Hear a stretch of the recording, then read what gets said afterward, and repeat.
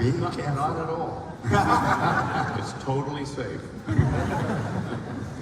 I mean, AI is definitely going to be a massive disruptive force. I mean, AI is probably the most disruptive technology ever. I mean, the crazy thing is that, you know, the advantage that humans have is that we're smarter than other creatures. Like, if we got into a fight with a gorilla would definitely win. But we're smart, so. But now, for the first time, there's going to be something that is smarter than the smartest human, like way smarter than the smartest human. And as you can see from Midjourney, the art that AI can create is incredible. It's so beautiful, and it does it, you know, within seconds. So we're at. I mean, I think, you know, there's that sort of saying, "May you live in interesting times," which I think is like not exactly a good thing sometimes. But we actually live. I think we live in the most interesting of times. The advent of AI, and I actually thought to myself at one point, like, should, you know, would I really want to be alive at this point? Like, let's say that there is some AI Armageddon that happens, some sort of AI apocalypse. I think I would still want to be alive at this time to see it. Hopefully, you know, hopefully not cause it. But it's just I think we live in an extremely interesting time, you know, because the things that you see AI being able to do now, it's going to do much more with each passing year. Cars will absolutely drive themselves better than any person could drive. We'll have humanoid robots. Like, so Tesla's developing a humanoid robot. We call it the T800. It's yeah, some people get that joke.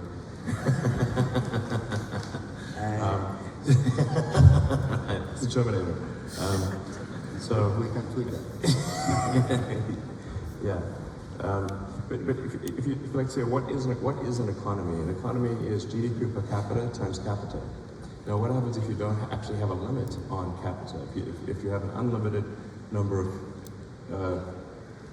sort of people or robots, it's not clear what meaning an economy has at that point, because you have an unlimited economy effectively. So like on the good side, the plus side of AI is that I think we are heading toward an age of abundance, where any goods and services that you want, you can just have. So that's the positive side of AI future is an age of abundance. From the advertising side, I must say that we are using AI since many years, and it is helping us a great deal.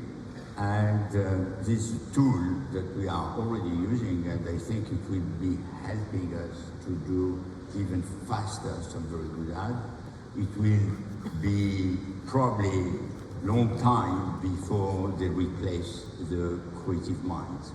Asmita, maybe you have an opinion on that, and maybe you can. Asmita is the CDO of L'Oréal, and she knows a lot about digital, so maybe you can tell us a little bit about advertising and AI, and put your question to Elon.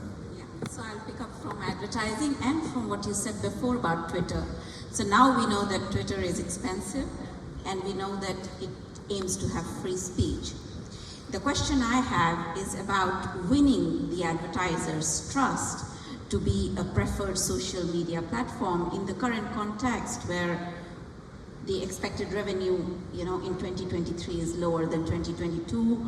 You have brought in new leadership, Linda. So I wanted to know that how will we win that trust, and will Linda have the time, the support, the freedom, because she's an advertising expert. So will she be able to manage the situation, and how? Yeah, I think Linda's great. So I think Linda's going to do amazing things for Twitter, and obviously understands where advertisers are coming from very deeply. Understands the concerns that advertisers have, and I think we'll do a great job in addressing those concerns. You know, a key part is, you know, you say, like, if you're an advertiser, what content do you want to appear next to? And depending upon what advertiser, the sensitivity of the brand, if you're, for example, say Disney, and you're advertising a children's movie, then you want to have, all ages content, And by the way, Disney is one of our biggest advertisers. So, it's really just making sure that the content adjacency matches what a brand is comfortable with. And then there's some cases where the content is like, there's not going to be any advertising because nobody wants to advertise next to it. And that's going to be some of the more controversial stuff. Yeah. I have a follow-up on that, because we were talking about content.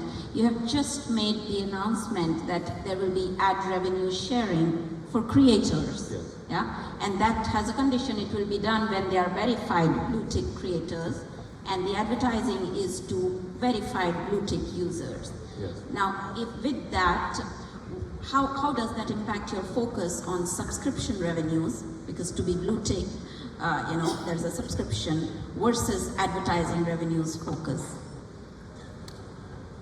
Yeah, so a big part of, when you say, say how many impressions does something get? You say, well, were those impressions real or not real? Was it, a computer just running 100,000 fake accounts? Because that obviously doesn't count because the computer's not going to buy anything. So that's why our focus is on verified users, because we are admittedly conflating verification and subscription at Twitter. So you could say verified subscriber or something like that. It's not possible to game that. So it's real, it's solid, and it's not a computer. So that's why that's why we're focused on that. Is to ensure the authenticity of the views, and that it really real people are seeing what's going on. I mean, the sheer amount of bots and scam and spam activity in social media is insane. And we're talking about AI. It's very obvious that, especially with today's AI, the computers can pass every "Are you a human?" test. In fact, I think they can pass "Are you a human?" test better than a human. You say identify a traffic light or something like that. Okay, let me tell you, Tesla can identify a traffic light. So if we're, but even open source AI stuff right now can pass all of the human tests. So you have to have something that does better authentication than that. Yeah. Thank you. I think that